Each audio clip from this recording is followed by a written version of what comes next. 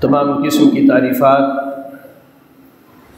ہر طرح کی حمد و ثنا، ہر قسم کی بڑائی، بزرگی، کبریائی اللہ رب العالمین کے لیے ہیں، جو اللہ تعالی ہم سب کا خالق، مالک، رازق و پالنہار ہے، جو اللہ رب العالمین اپنی ذات،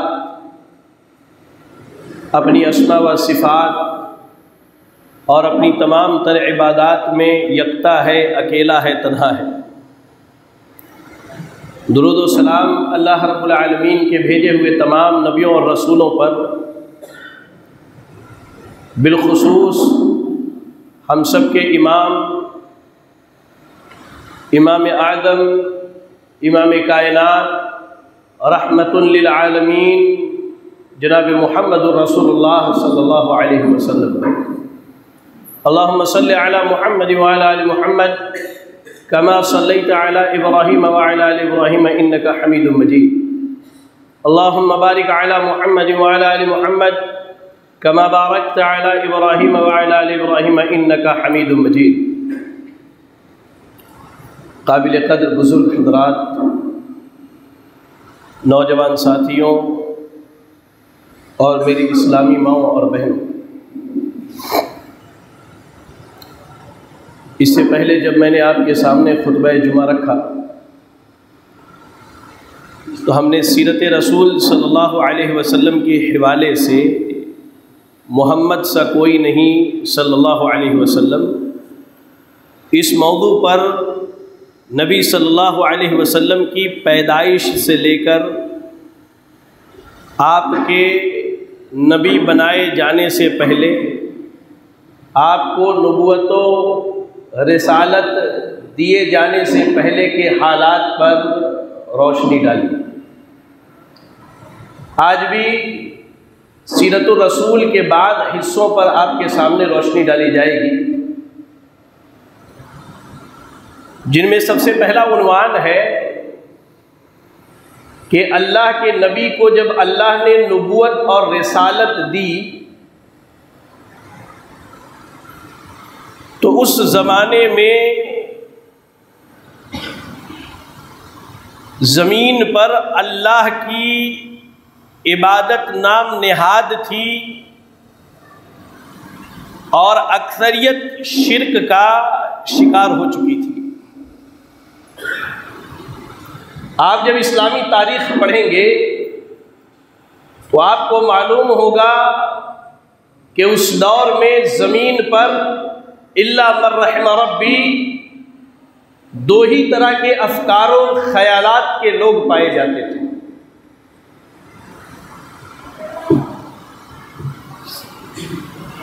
ایک طبقہ اہل کتاب کا تھا جو دو حصوں میں بٹے ہوئے تھے، یہود اور نصارہ کی صورت میں۔ جن یہودیوں کے بارے میں اللہ نے خود قرآن میں کہا کہ یہ مغضوب علیہ ہیں، ان پر اللہ کا غضب نازل ہوا، اور نصارہ کے بارے میں اللہ نے سورۃ الفاتحہ میں کہا الضالین، یہ گمراہ لوگ ہیں۔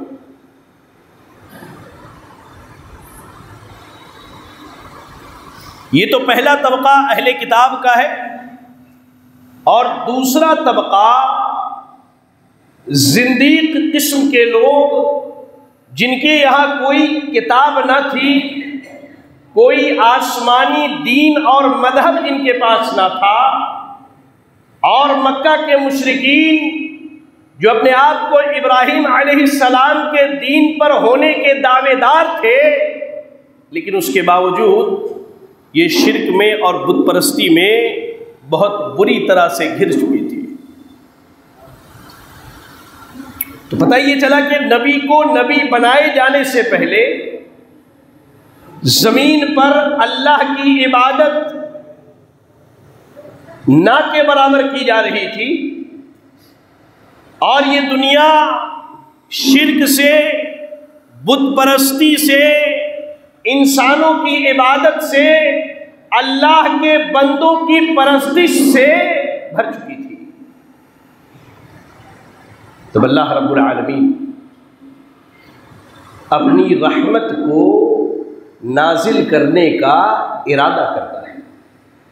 اور آپ دیکھیں مسند امام احمد کی روایت ہے، عبداللہ ابن مسعود رضی اللہ تعالی عنہ فرماتے ہیں ان اللہ نظر قلوب العباد، اللہ نے دنیا میں بسنے والے تمام انسانوں کے دلوں کو دیکھا، تو ان تمام انسانوں میں سب سے بہتر دل اللہ نے محمد الرسول اللہ صلی اللہ علیہ وسلم کا پایا، تو آپ کو اپنی نبوت اور رسالت کے لیے چن لیا۔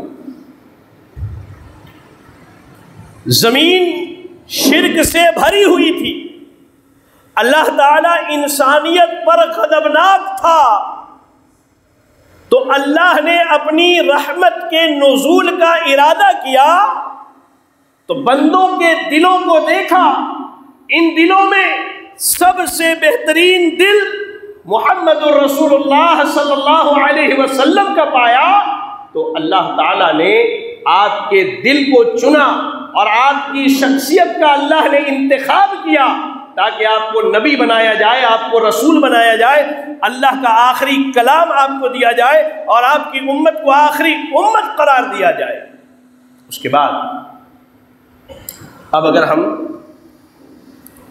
نبوت سے تھوڑا عرصہ پہلے پر اپنی نگاہ ڈالیں تو گزشتہ خطبے میں نے بتایا تھا کہ نبی کے آنے سے پہلے ان کی نبوت کا اعلان اللہ رب العالمین نے کروا دیا۔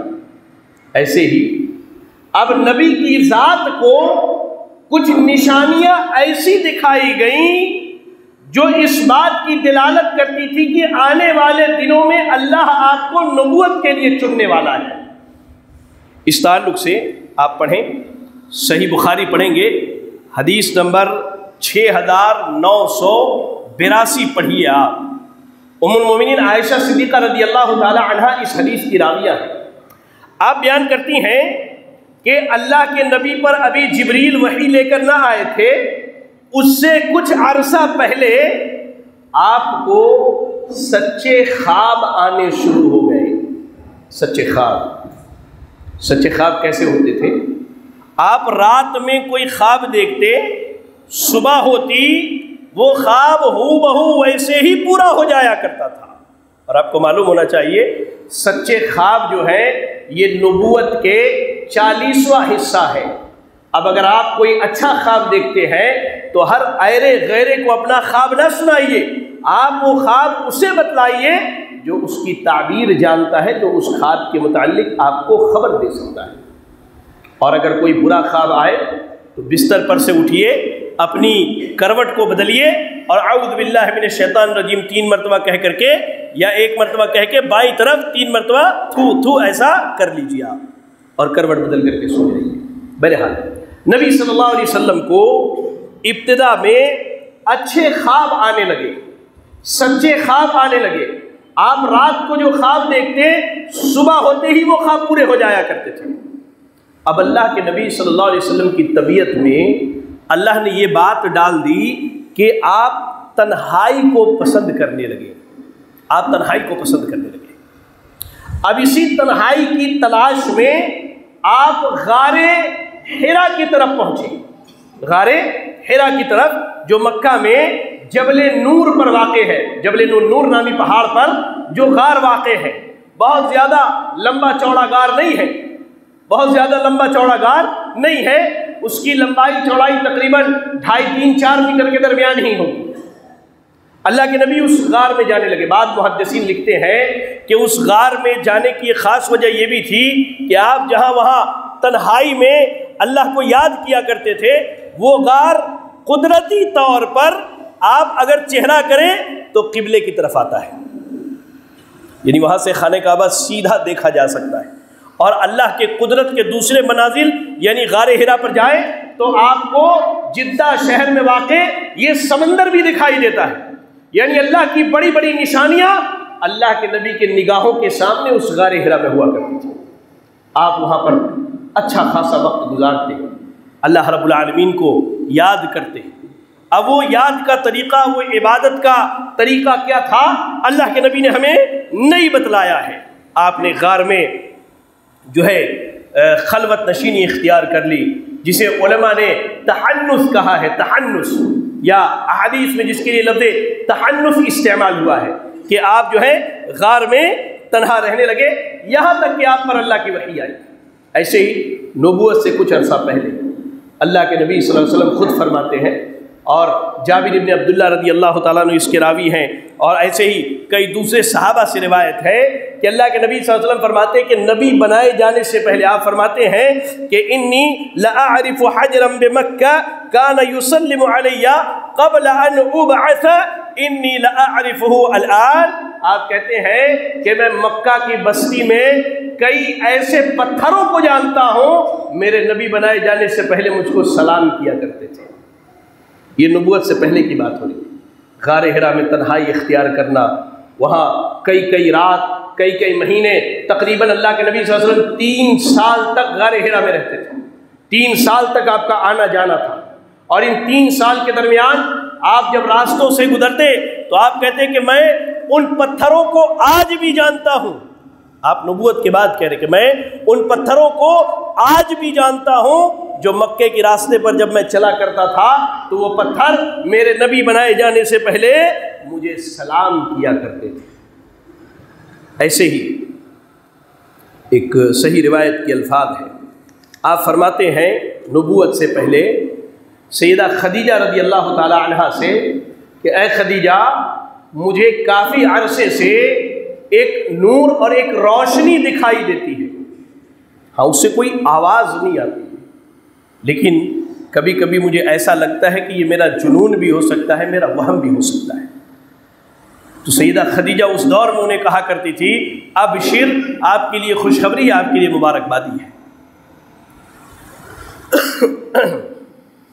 اب یہ سلسلہ 3 سال تک چلتا رہا، یہاں تک کہ غار حرا میں جبریل علیہ السلام اللہ کی پہلی وحی لے کر کے آتے ہیں۔ اچھا، پہلی وحی کب نازل ہوئی اس کے بارے میں مفسرین کا اور محدثین کا بڑا لمبا چوڑا اختلاف ہے، لیکن اس میں سب سے صحیح قول جو ہے وہ کیا ہے، وہ ہے کہ 21 رمضان 21 رمضان کی وہ رات تھی جب اللہ کے نبی پر پہلی وحی نازل ہوئی تھی، 21 رمضان کو، اس لیے کہ بعض مورخین لکھتے ہیں کہ آپ جب دیکھیں اللہ کے نبی کی عمر جس سال 40 سال ہوئی، اس سال 40 سال 6 مہینے کے جب آپ ہوئے تو اس سال رمضان کا جو مہینہ تھا اس میں سوموار کے دن آپ پر وحی نازل ہوئی تھی، اور رمضان میں سوموار جو ہے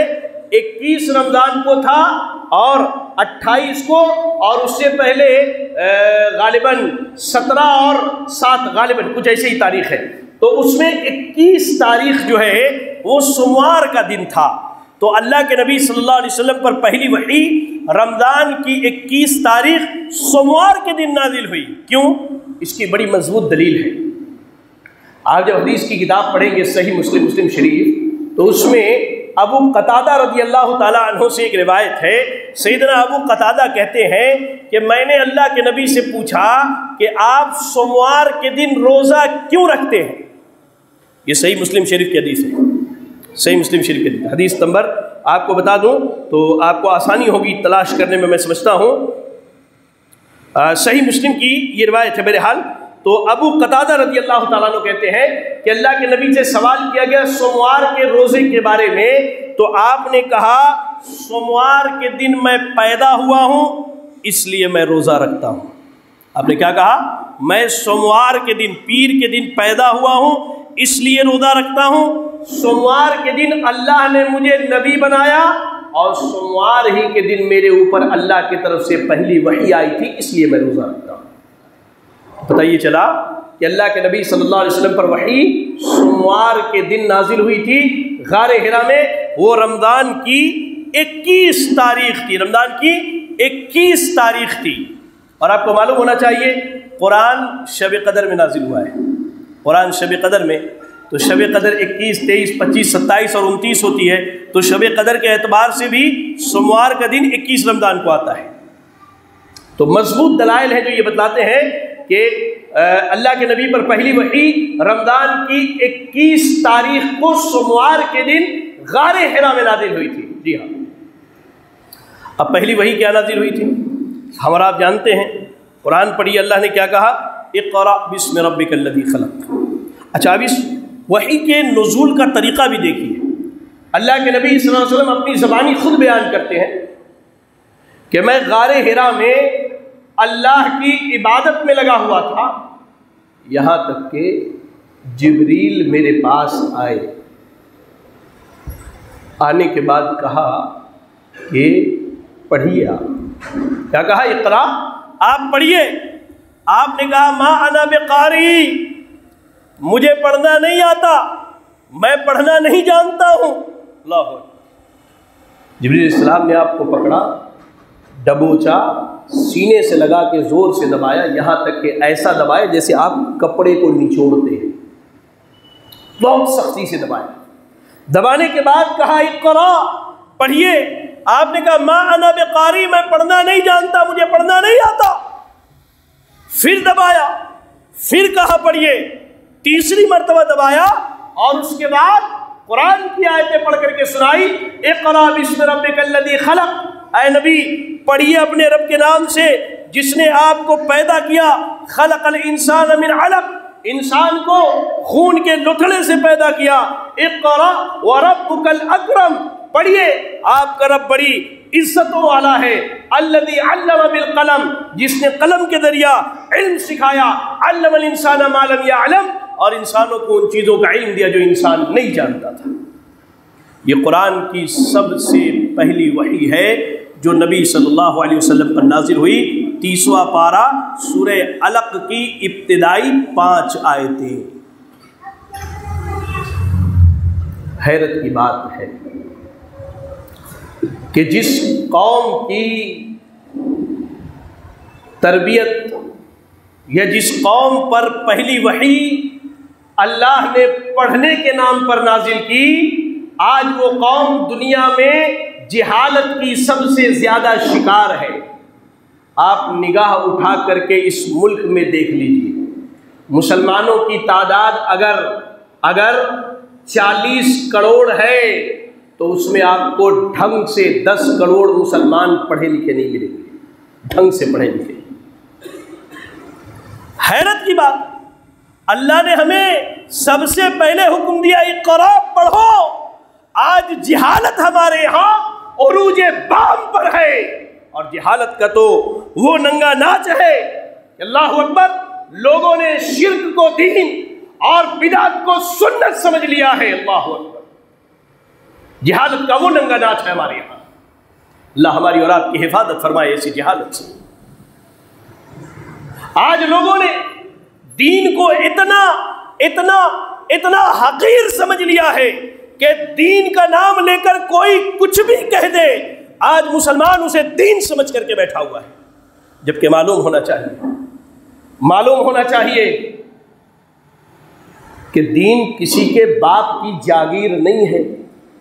یہ سمجھیے، الفاظ سخت ہے میرے، کیا کروں، مجبور ہوں، کہتا ہوں وہی بات، سمجھتا ہوں جسے حق، میں زہر حلال کو کبھی کہہ نہ سکا قند، نہ مجھ سے نہ ہوگا، مجھ سے نہ ہوگا۔ ارے کوئی شرک کرنے میں نہیں ڈرتا ہے، اگر کوئی شرک کرنے میں نہیں ڈرتا ہے تو میں حق بیان کرنے میں ڈر جاؤں؟ آج دین کو اتنا کھلواڑ بنایا گیا، شریعت کو کسی کی بات ہو دین کے نام پر قبول کر لی جاتی ہے، جبکہ میں کہتا ہوں دین کسی کے باپ کی جاگیر نہیں ہے، دین یہ اللہ کی جاگیر ہے، اور دین بنانا اللہ کا کام ہے۔ دنیا میں موجود کسی عالم دین کا نہیں ہے، کسی ولی اور بزرگ کا نہیں ہے، کسی نبی کا کام نہیں ہے دین بنانے کا اللہ کے علاوہ۔ میری اپنی بات نہیں ہے، اہل حدیث کا بچہ ہوں، بغیر دلیل کے کوئی بات نہیں کرتا، اور یہ قرآن نے مجھے سکھایا ہے، قُلْ هَاتُوا بُرْهَانَكُمْ إِن كُنتُمْ صَادِقِينَ، اگر سچے ہو تو دلیل لے کر کے آؤ۔ دین بنانا یہ کسی نبی کا کام نہیں ہے، دین بنانا یہ اللہ کا کام ہے، نبی کا کام دین پہنچانا ہے۔ جس قوم کو اللہ نے تعلیم دی اقرا کے ذریعہ، آج وہ قوم جہالت میں ڈوبی ہوئی ہے۔ معراج کا واقعہ سنے ہوں گے، اس سے پہلے بھی میں نے بتایا، پھر آج آپ کو بتاتا ہوں۔ معراج کا واقعہ سنے ہوں گے، اللہ کے نبی پر معراج میں بہت ساری چیزیں فرض ہوئیں، جن میں ایک چیز تھی 5 وقت کی نمازیں۔ اور میں کہہ دوں، بے نمازی اگر نماز چھوڑتے چھوڑتے چھوڑتے چھوڑتے مر جائے تو وہ مسلمان ہو کر کے نہیں مرتا ہے۔ ہمارے استاذ محترم یہاں بیٹھے ہوئے، آپ ان سے پوچھ لیجئے گا، بے نمازی اگر نماز چھوڑتے چھوڑتے چھوڑتے بے نماز کی حالت میں مر جائے وہ مسلمان ہو کر کے نہیں مرتا۔ علامہ ابن عثیمین رحمۃ اللہ علیہ فرماتے ہیں، وہ مسلمان جو کلمہ پڑھتا ہو لیکن نمازیں نہ پڑھتا ہو، بے نمازی کی حالت میں مرتا ہے، اسے مسلمانوں کے قبرستان میں دفنانا نہیں چاہیے، اس کے مال میں اس کے مسلم بچوں کی وراثت کا حق نہیں ہونا چاہیے۔ بہرحال اللہ کے نبی پر 50 وقت کی نمازیں فرض ہوئی، لے کر کے آئیں۔ ملاقات کس سے ہوئی؟ موسیٰ علیہ السلام سے ملاقات ہوئی۔ موسیٰ علیہ السلام سے کیا کہا؟ اے محمد کیا لائے ہیں صلی اللہ علیہ وسلم؟ کہا اللہ نے بہت ساری چیزیں دی ہیں، 50 وقت کی نمازیں بھی دی ہیں۔ کہا کہ 50 وقت کی نمازیں؟ کہا جائیے جا کے اللہ سے کم کروائیے، آپ کی امت نہیں پڑھ پائے گی۔ اور میں سمجھتا ہوں کہ واقعی موسیٰ علیہ السلام انسانوں کی نفسیات کو سمجھتے تھے۔ کہا کہ یہ 50 نہ پڑھ پائیں گے، جائیے اللہ سے کم کروائیے۔ گئے اللہ کے پاس، آتے رہے جاتے رہے، آتے رہے جاتے رہے، یہاں تک کہ نمازیں 5 ہو گئی۔ پھر بھی موسیٰ نے کہا کہ ابھی بھی یہ اس کی طاقت نہیں رکھتے۔ واقعی یہ قوم یہ طاقت نہیں رکھتی، میں سمجھتا ہوں۔ اور بعض تو ایسے جو جان بوجھ کر کے طاقت نہیں رکھتے ہیں، اللہ اکبر، جان بوجھ کر کے اس کی طاقت نہیں رکھتے۔ کہا کہ جائیے اور کم کروائیے۔ کہا نا مجھے اللہ سے اب شرم آ رہی ہے، غیرت آ رہی ہے، میں اللہ کے پاس نہیں جا سکتا۔ اللہ نے اعلان کر دیا کہ یہ 5 50 کے مقابلے ہیں، اور آج کے بعد میری اس بات میں کوئی تبدیلی نہیں ہوگی۔ میں نے کہا نا، دین بنانا کسی نبی کا بھی کام نہیں ہے۔ موسیٰ علیہ السلام بہت پائے کے نبی ہیں، محمد رسول اللہ تو نبیوں کے سردار ہیں، دونوں جمع ہو کے کہہ دیتے ارے بھائی دین کا ہی مسئلہ ہے نا، ہم ہی تو دین کے ٹھیکیدار بیٹھے ہیں، ہم ہی تو نبی ہیں۔ آج تو ہمارے یہاں لوگ دین کے ٹھیکیدار بیٹھے ہوئے، ہاں دین کے ٹھیکیدار بیٹھے ہوئے۔ کہہ دیتے موسیٰ، کہہ دیتے ہمارے نبی کہ بھائی ہم دونوں تو نبی ہیں، آئیے یہیں بیٹھ کر کے نمازوں کا مسئلہ حل کر لیتے ہیں، بار بار اللہ کے پاس جانے کی کیا ضرورت ہے؟ کہا اسی لیے کہ دین کسی کے باپ کی جاگیر نہیں ہے، دین وہی ہے جو محمد رسول اللہ کے دور میں تھا، وہ آج بھی ہوگا اور قیامت تک رہے گا، چاہے پوری دنیا اس کی مخالفت کر لے، وہی دین ہے۔ نبی نے شہد پی لیا، بیوی کیا ہے؟ بیوی نے کہا کہ آپ کے منہ سے بدبو آ رہی ہے۔ کہا میں نے تو شہد پیا ہے۔ دوسری بیوی کیا گئے؟ کہا آپ کے منہ سے بدبو آ رہی ہے۔ کہا میں نے شہد پیا ہے۔ تیسری کیا گئے؟ کہا منہ سے بدبو آ رہی، کہا شہد پیا۔ کہا آج کے بعد میں شہد نہیں پیوں گا۔ یعنی دین بنایا اپنے لیے، اپنے اوپر حرام کیا۔ حلال و حرام یہ اللہ کا کام ہے۔ اللہ نے کیا کہا؟ یا ایھا النبی لما تحرم ما احل اللہ لک، اے نبی حلال و حرام یہ اللہ کی ذمہ داری ہے، اللہ نے جب حلال کیا تو آپ کیسے حرام کر سکتے ہیں؟ دین بنانا یہ کسی عام آدمی کے بس کی بات نہیں ہے، یہ دین اللہ تعالیٰ بناتا ہے، اور دین آسمانوں میں بنایا جاتا ہے، زمین پر دین کے فیصلے نہیں ہوتے ہیں، زمین پر دین کے فیصلے نہیں ہوتے۔ ساری دنیا مل کر کے کسی چیز کو دین بنا لے، کائنات کے رب کی قسم ہے جب تک اس دین کی دلیل عرش والا نہ نازل کر دے ہم اسے دین نہیں مان سکتے۔ بہرحال اللہ نے سب سے پہلی وحی جو ہے اقرا بسم ربک الذی خلق کی صورت میں نازل کی۔ اللہ اکبر، خلق کی صورت میں نازل کی۔ اب یہ وحی لے کر اللہ کے نبی صلی اللہ علیہ وسلم ڈر، خوف، ہراس کے عالم میں بھاگے بھاگے جلدی جلدی اپنے گھر آتے ہیں۔ آنے کے بعد اپنی بیوی سیدہ خدیجہ سے ساری باتیں اطمینان و سکون سے بتلاتے ہیں۔ اور آپ کیا کہتے ہیں؟ ذرا غور سے سنو میرے بھائیوں اور میری بہنوں، آپ کہتے ہیں قد خشیت علی نفسی، کہا کہ میں اپنے نفس پر ڈرتا ہوں، مجھے خوف ہے اے خدیجہ، اے میری بیوی، کہیں میری جان نہ چلی جائے، مجھے اپنے نفس کا ڈر ہے۔ اللہ اکبر۔ آج زندگی تھوڑی سی سخت ہو جائے ہماری بہنیں شکایت کرتی ہیں، ہماری بہنیں زندگی کی شکایت کرتی ہیں، ارے یہ خدیجہ کی بات بتا رہا ہوں، کسی عام عورت کی بات نہیں. سنو ذرا، میں خدیجہ کی بات بتا رہا ہوں. ہماری اور آپ کی ماں ہے، ایمان والوں کی ماں ہے. اللہ اکبر. وہ خدیجہ کہ جن کے گھر میں ایک دن جبریل علیہ السلام آتے. میں نے ایک مضمون لکھا ہے اردو میں، ایک دن سیدہ خدیجہ کے گھر میں، ایک کتاب ہے، اس کتاب کو کہہ لیجئے کہ مختصراً میں نے اس مضمون میں لکھا ہے، ایک دن سیدہ خدیجہ کے گھر میں. کہتے ہیں کہ سیدہ خدیجہ کے گھر میں جبریل آ کر کے بیٹھتے ہیں اور کہتے ہیں اے محمد الرسول اللہ صلی اللہ علیہ وسلم.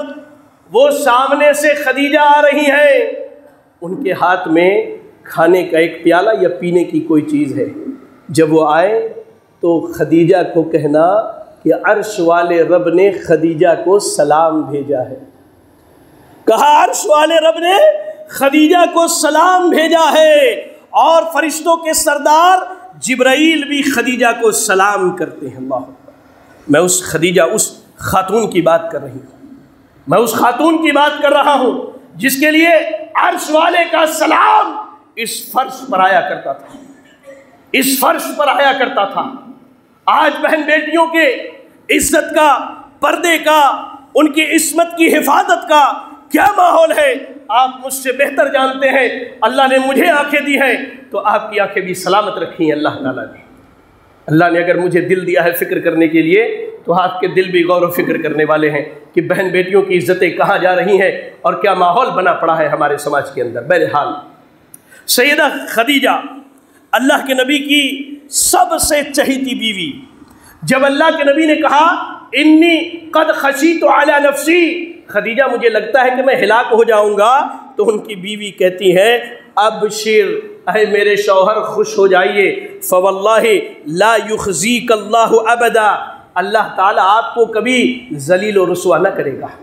آج اگر شوہر باہر سے پریشان ہو کر کے آ جائے تو عورت اپنی بیویوں سے اگر پریشانی بیان کریں تو بیویاں ناراض ہو جاتی ہیں، شوہر کو لان تان کرنے لگتی ہیں، برا بھلا کہنے لگتی ہیں. میری بہنوں سنو، یہ امام کائنات کی بیوی ہے سیدہ خدیجہ، جنتی عورت ہے، عرش سے سلام آتا ہے.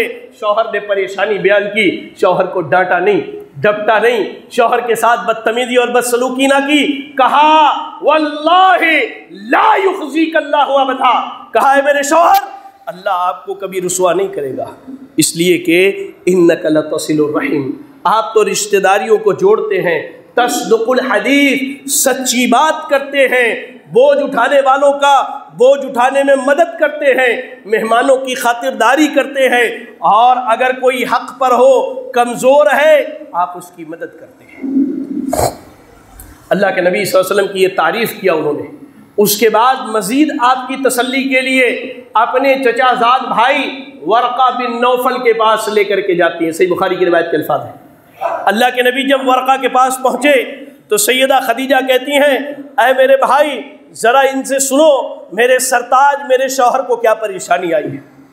اللہ کے نبی نے ساری باتیں بتلا دیں تو ورقہ بن نوفل نے کہا کہ اگر آپ کی باتیں واقعی ویسی ہی ہے جیسی آپ نے بتلائی ہیں تو اللہ کی قسم اللہ نے آپ کو نبی اور رسول بنانے کے لیے چن لیا ہے. آپ کے پاس وہی فرشتہ آیا ہے جو موسیٰ کے پاس آیا تھا، اور میں سمجھتا ہوں ان قریب آپ کی قوم آپ کو نکال دے گی. تو اللہ کے نبی نے کہا کہ میری قوم مجھے نکالے گی؟ کہا کہ ہاں، جو بھی حق کی دعوت پیش کرتا ہے اس کی قوم اسے نکالتی ہے. اور موجودہ دور میں کبھی وہابی ہونے کا طعنہ دیتی ہے، کبھی کچھ ہونے کی بات کرتی ہے، کبھی گستاخی رسول، کبھی فلاں کی باتیں کرتی رہتی ہے. یہ سنت چلی آ رہی ہے، گھبرانے کا نہیں ہے کسی کی طعنوں سے، کسی کی باتوں سے. یہ سنت چلی آ رہی ہے. حق کی دعوت دیجئے گا، آپ کی مخالفت ہوگی. اگر حق کی دعوت دیتے ہیں مخالفت نہیں ہوتی ہے تو یہ عبارت لکھ لو کہ ہم اور آپ اپنی دعوت دینے میں کہیں نہ کہیں قوم کے لوگوں کے چاپلوس ثابت ہوئے کہ لوگ ہماری مخالفت نہیں کرتے ہیں. یہ لکھ لو میری بات.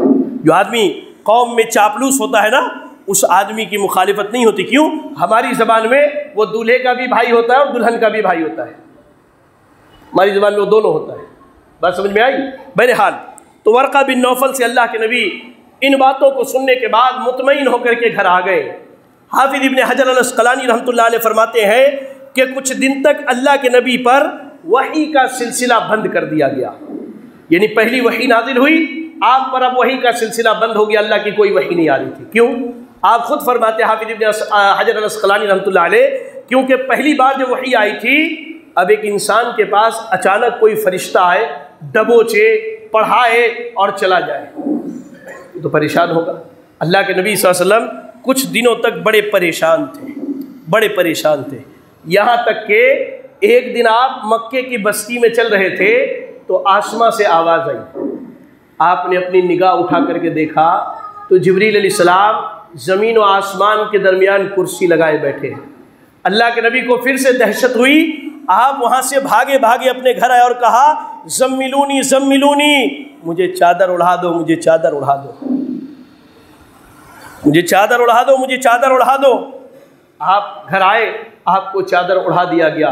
اس کے بعد اللہ تعالیٰ کی دوسری وحی نازل ہوئی، یا ایھا المدثر قم فانذر وربک فکبر وثیابک فطہر والرجز فہجر۔ اللہ تعالیٰ نے ان 4-5 آیتوں کا نزول فرمایا، اور یہ دوسری وحی تھی اللہ کے رسول صلی اللہ علیہ وسلم پر۔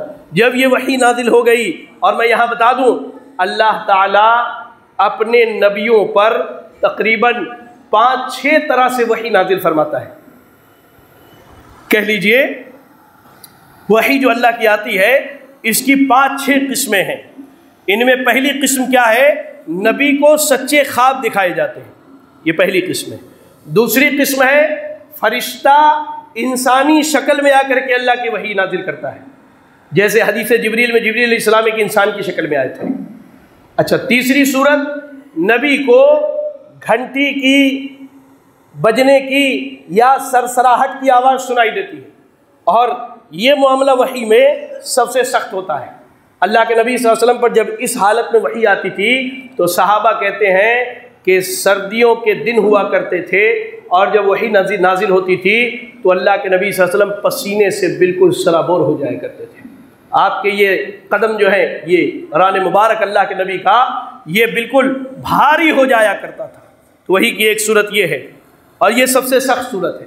ایسے ہی فرشتہ اپنی اصلی شکل میں آئے، جیسے اللہ کے نبی نے جبریل علیہ السلام کو زمین و آسمان کے درمیان کرسی لگا کے بیٹھے ہوئے دیکھا تھا، ایسے ہی اللہ تعالیٰ پردے کے پیچھے سے بات کرے۔ جیسے معراج کے موقع پر اللہ کے نبی گئے، وہاں اللہ نے پردے کے پیچھے سے اللہ کے نبی صلی اللہ علیہ وسلم سے بات کیا۔ اب جب وحی نازل ہو گئی تو اللہ رب العالمین نے آپ کو تبلیغ دین کا حکم دیا۔ 3 سال تک مدینے میں چپکے دعوت و تبلیغ کا کام کیا گیا۔ جب آپ پر پہلی وحی نازل ہوئی، آپ نے سب سے پہلے اسلام کی دعوت جن لوگوں کے سامنے پیش کی وہ تقریباً 4 لوگ ہیں۔ سب سے پہلے آپ کی بیوی سیدہ خدیجہ، یہ اسلام لاتی ہیں۔ مردوں میں سیدنا ابو بکر صدیق ایمان لاتے ہیں۔ اس کے بعد سیدنا علی رضی اللہ تعالی عنہ، کم سن بچوں اور نوجوانوں میں علی رضی اللہ تعالیٰ عنہ ایمان لاتے ہیں۔ اور چوتھے جو ہے زید ابن حارثہ، سیدہ خدیجہ کے غلام تھے، آزاد کر کے اللہ کے نبی کو دے دیا تھا۔ یہ 4 لوگ ایمان لاتے ہیں۔ اس دوران 3 سال تک جو خفیہ دعوت چلتی ہے، ان میں اللہ کے نبی اور ابو بکر صدیق رضی اللہ تعالیٰ عنہ بڑے زور و شور سے دعوت و تبلیغ کا کام کرتے ہیں، جن میں آپ دیکھیں عثمان ابن مظعون رضی اللہ تعالیٰ عنہ، ابو عبیدہ بن جراح رضی اللہ تعالیٰ عنہ، ایسے ہی عبداللہ ابن مسعود رضی اللہ تعالیٰ عنہ، حضرت عمار، ان کے بیٹے یاسر، ان کی بیوی سمیہ، صہیب رومی رضی اللہ تعالیٰ عنہ، بلال رضی اللہ تعالیٰ عنہ۔ یہ 3 سال کی خفیہ دعوت میں حافظ ابن حجر العسقلانی رحمۃ اللہ علیہ لکھتے ہیں کہ تقریباً 40 یا 43 لوگوں نے اسلام کی دعوت کو قبول کیا تھا۔ ان 3 سالہ دعوت کے دور میں 40 یا 43 لوگوں نے اسلام کی دعوت کو قبول کیا تھا۔ اللہ اکبر۔ اس کے بعد اللہ کے نبی کو اعلانیہ دعوت کا حکم ہوا۔ مزید سیرت کے حالات اللہ نے موقع دیا تو آئندہ خطبہ جمعہ میں محمد سا کوئی نہیں اس عنوان کے تحت آپ کے سامنے رکھا جائے گا۔ اللہ سے دعا ہے کہ اللہ تعالی ہمیں اور آپ کو نبی صلی اللہ علیہ وسلم کی سیرت پڑھنے، سیکھنے اور سمجھنے کی توفیق عطا فرمائے۔ الہ العالمین تو ہم سب کو نبی صلی اللہ علیہ وسلم سے حقیقی اور سچی محبت کرنے والا بنا دے۔ الہ العالمین تو ہم سب کو نبی صلی اللہ علیہ وسلم کا فرما بردار بنا دے۔ اللہ ہم سب کو نبی صلی اللہ علیہ وسلم کا اطاعت گزار بنا دے۔ اللہ تو ہم سب کو جب تک دنیا میں زندہ رکھ، دین اسلام پر زندہ رکھ اور خاتمہ ہو تو ایمان و اسلام کی حالت میں ہو۔ آمین۔ وآخر دعوانا ان الحمد للہ رب العالمین۔